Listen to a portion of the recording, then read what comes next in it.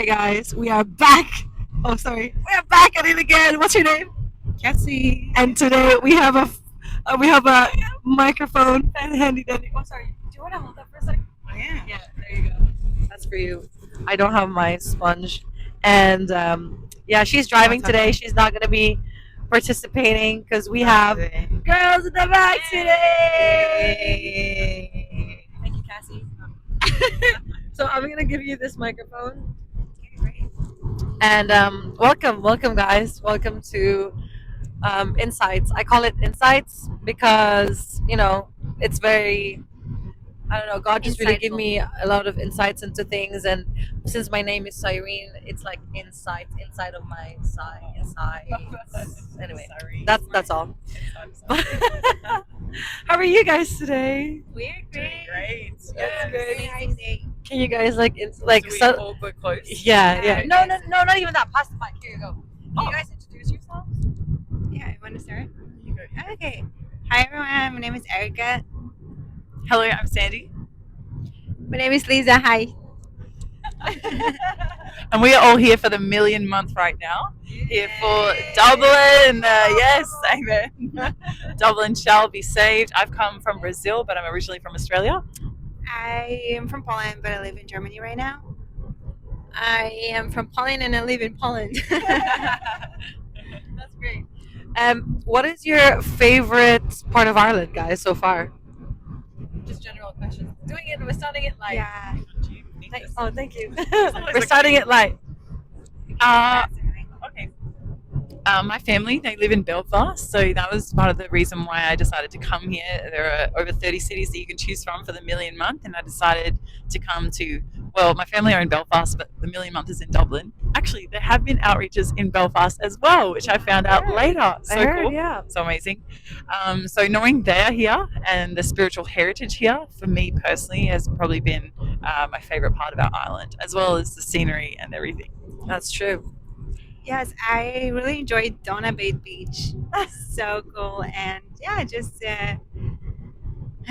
amazing area. And we were lucky to stay at our friend's house, so by the beach. So that was really such a big blessing. And so, yeah, that's my favorite part of Ireland as for right now. Yep. Okay, so for me, I think the weather, even though it was raining, but we know that everyone in Europe right now is so hot. So it's really cool to enjoy some colder days. So it was really nice. I mean, this weather is great. Not like hot right now when we live. It's super hot. You just want to stay with it, like inside a house. So I personally enjoy the weather here. That's great, guys. I have a question for you guys. Can you give us an encouragement of someone who's not so into faith, but is fearful, but is fearful diving into faith and wants to be in faith and just maybe confused or just having some second thoughts on things in life. How do you guys, maybe if you can share a little bit of your testimony, how did you guys just step into faith? What drove you to your faith? So maybe that will encourage those people as well. Yeah. Wow. You can start. Man, there's so much we could say. I'm just taking a moment to think before I launch into answering, because whoever is watching this, I want to tell you first and foremost that Jesus is knocking on the door of your heart and he wants a relationship with you. He is not a religion. He is not a hateful God. He is not a God of pressure. He is a God of salvation and a God of peace. And he wants to invite you into a relationship with him. And only you have the door handle inside your heart. He's not going to barge inside of your heart. And my story started with seeking. I was very interested in there being a higher power. You might be the same. I was interested in the universe. I tried manifesting, yoga, crystals, tarot cards, psychics, Reiki healing, chakra healing, all of these avenues to find a spiritual guide. I had no idea that Jesus was who I needed or wanted. I personally actually didn't want Jesus Christ. That's why I didn't go to him. I, like some of you, did have some stigma or some blocks in my mind, some really actually wrong mindsets about who he is and the culture of Christianity and what it would mean to even go to church or read a Bible. I thought it was just I had this horrible idea, and I don't even like saying it, but I thought it was just a boring book, Yeah. and that the church was just a building, that it was almost dorky to be a Christian. I had some embarrassment about liking Christians. I'll short track to a little bit of where I was at. I was Go ahead. I was working in a restaurant, and I was a really big believer in signs and the universe. So for me, it was an obvious sign when these Christians just started coming into the restaurant I was working in. I was like, this is not normal. Who are you people? Why am I getting along with you? Why do I even like you? This is strange to me. And it's horrible to say because it's not a nice mindset, but I do think a lot of people, even back in my home country, Australia, have had this mindset Yeah. that it's not something you really want to be around.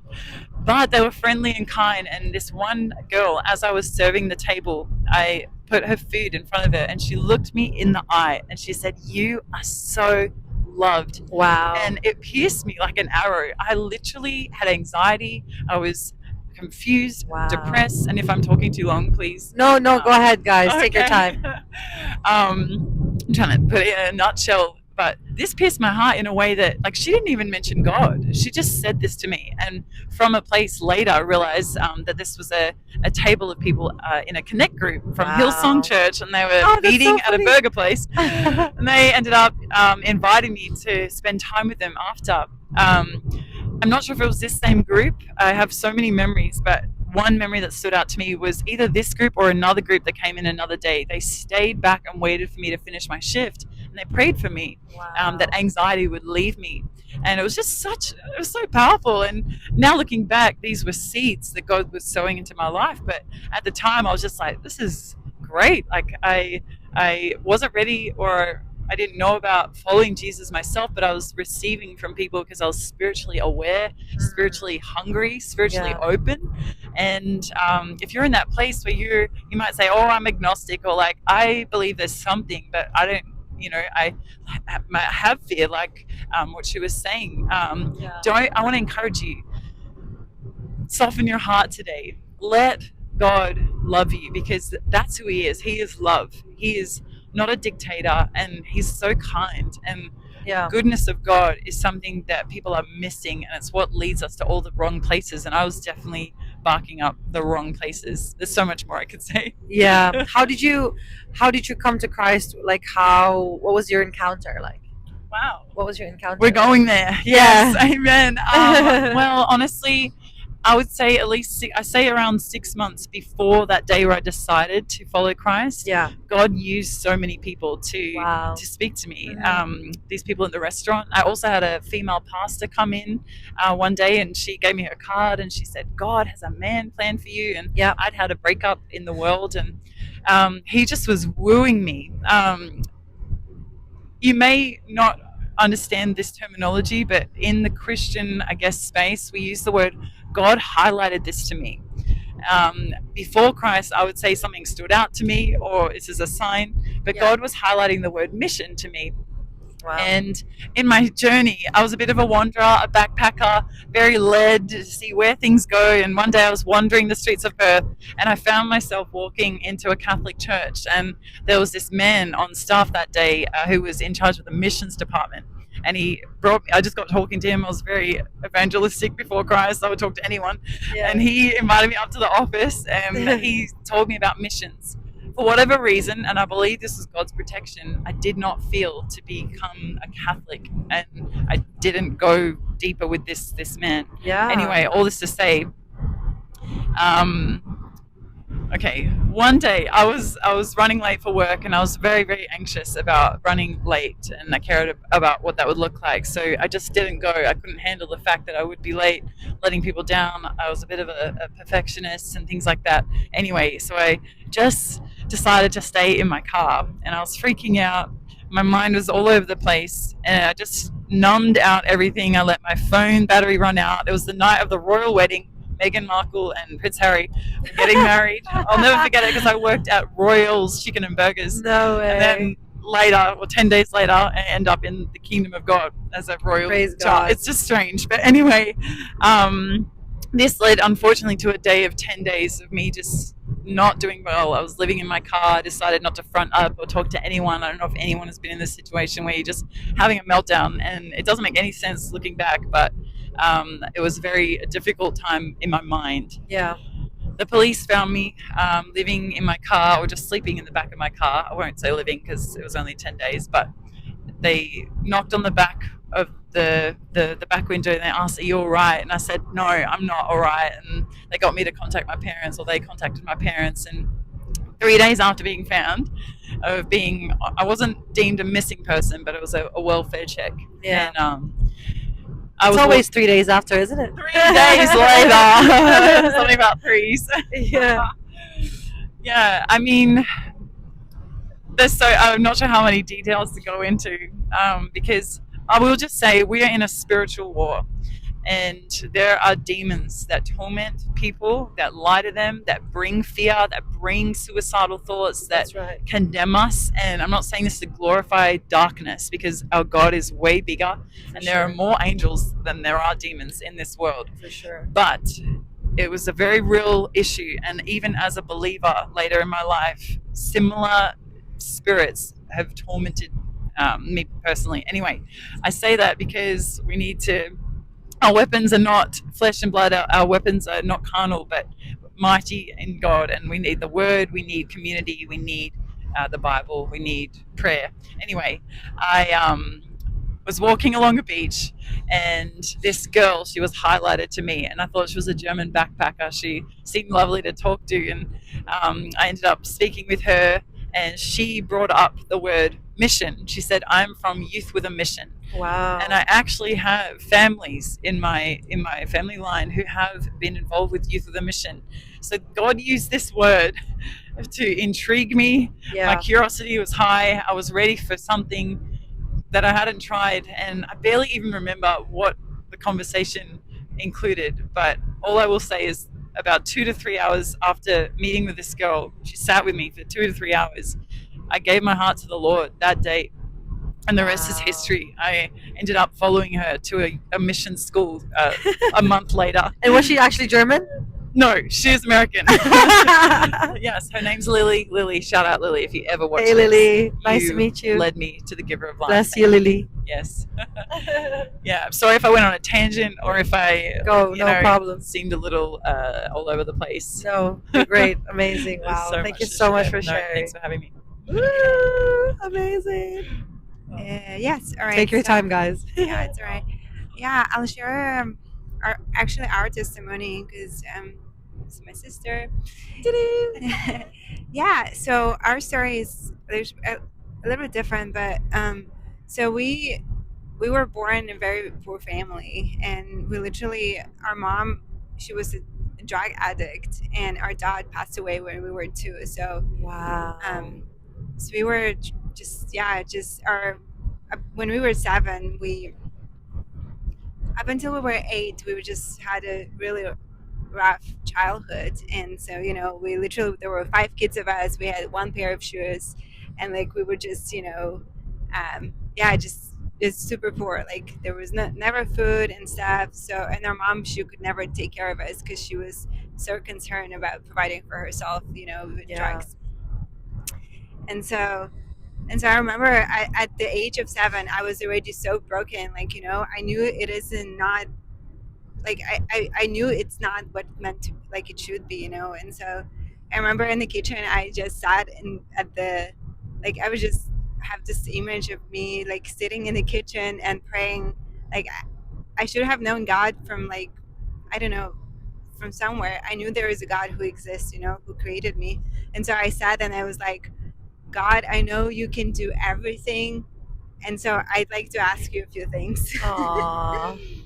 I was 7 at the time, and so I said, okay, one thing that I want, I know you can do everything, so bring my dad back to life. This was my one request. Second one was I was like, I used to have like super short hair like this, and our neighbor had like super long hair, and I was always like wanting a hair like she has, and I was like, God, I want to have a long hair. And the third thing was, I want to have a shoes. Okay, so Aw. and so I asked these three things, but honestly, what happened later, like if, sometime later when we were 8, so it must have been a year after, someone approached my older sister on the street, inviting her to come to a church. And so that was like a changing point for us in our lives, because we we went to church, we got to know all these missionaries, and like, yeah, I just got introduced to like something that we didn't know before. And so we it's super long story. Okay, I'll make it short. So anyway, Take your time.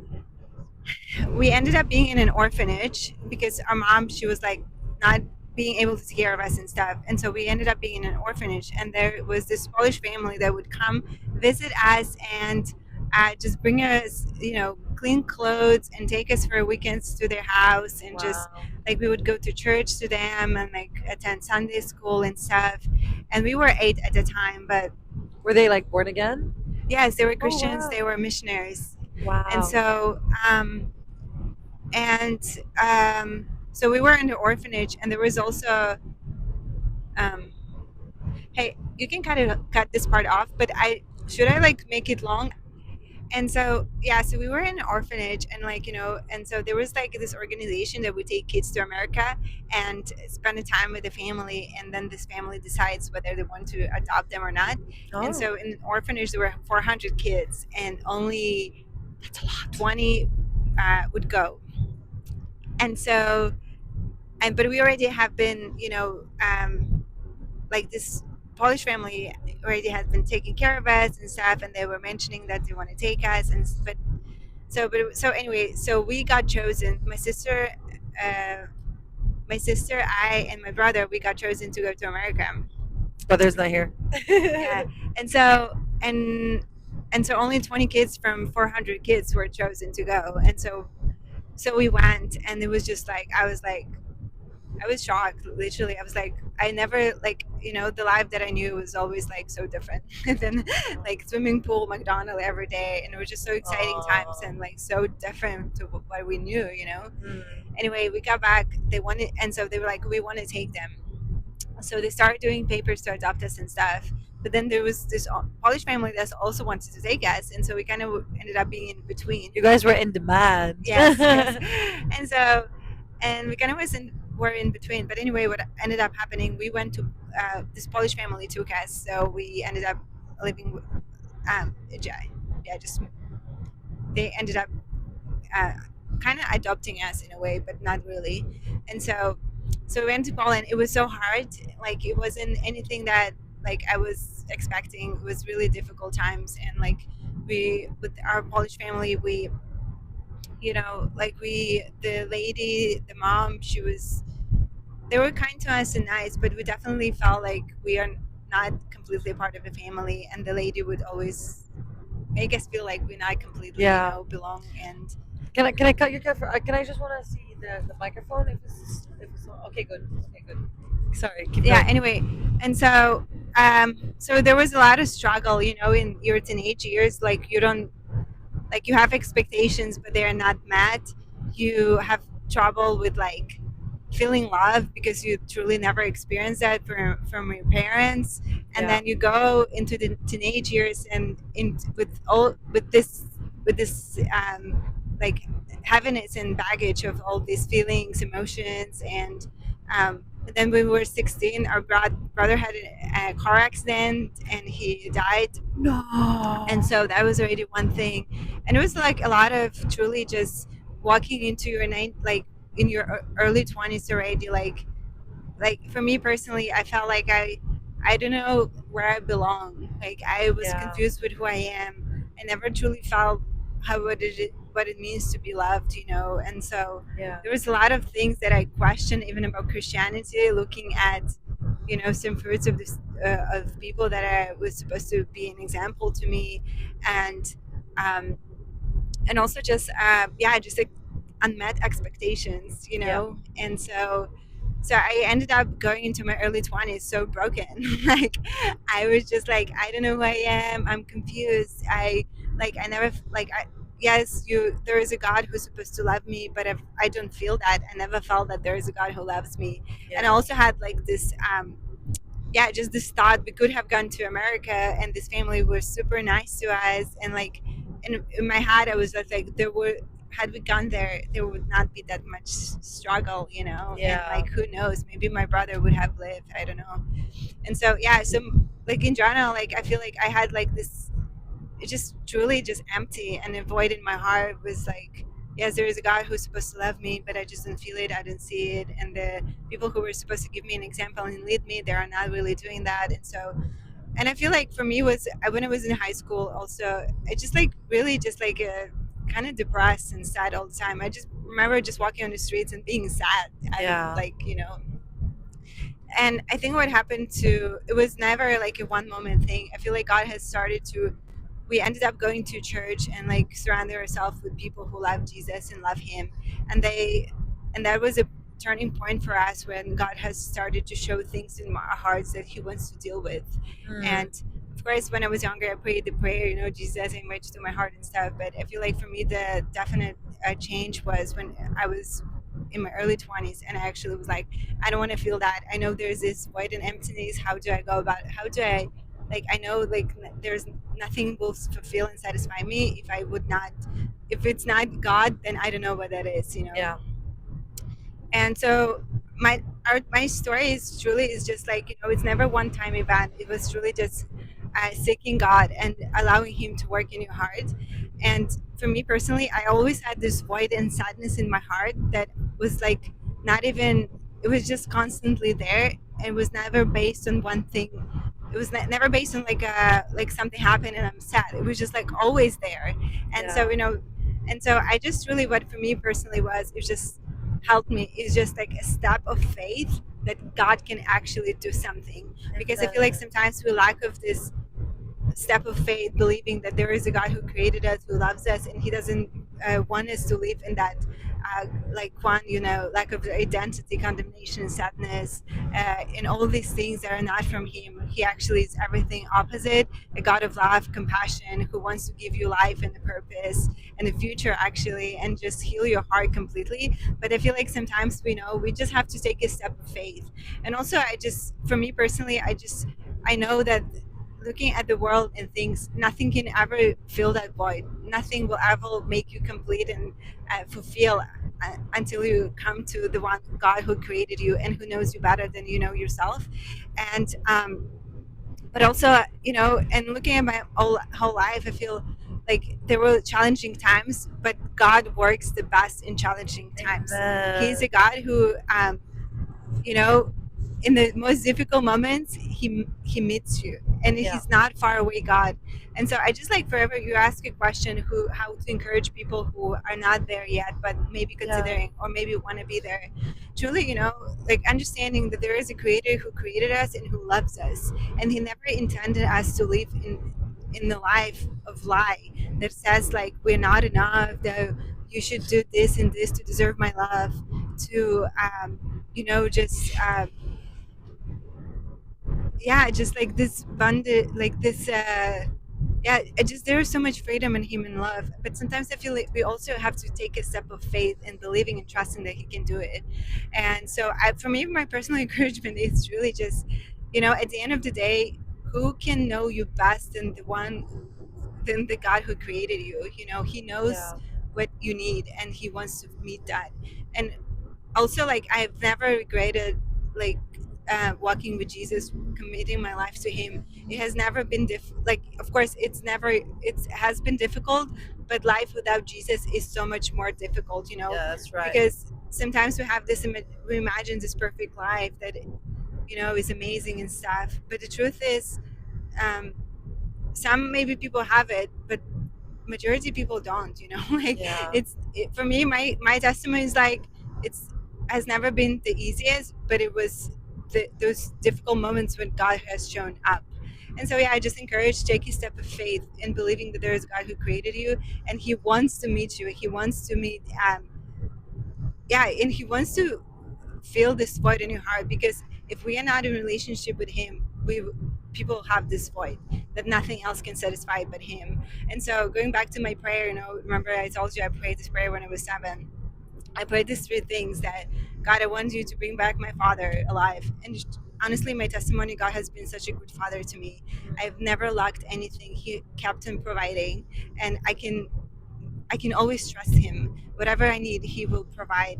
And so He replaced my earthly father in so many ways. And yeah, I just feel like I've truly um, encountered the love of the Father, Yeah. and seeing Him in my life, and things that I used to have, like all the feelings, and like He just replaced it with like goodness, peace, kindness in my heart.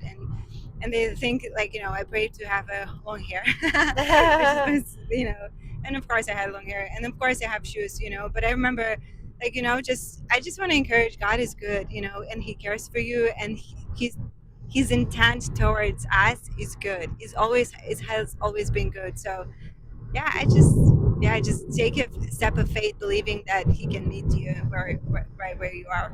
Yeah. Thank you for sharing. Do you want to share something? I mean, I would just say like a few sentences. Is just because you ask like someone who has fear in stepping in. I would tell you this, that there is fear outside of God's will. Walking with the Lord is the best thing you can do. And honestly, the spirit of fear will be outside of God's will for your life. Just want to encourage you to step in, as Erica said, in faith, believing that, and yeah, there is difficulties, but honestly, God takes away fear, God takes away anxieties, God gives you purpose. He fills you with His love, and I think like there's nothing better for you, than just walking in a purposes that the Lord has for you, and He created you and He loves you. And I just you heard the testimonies of the girls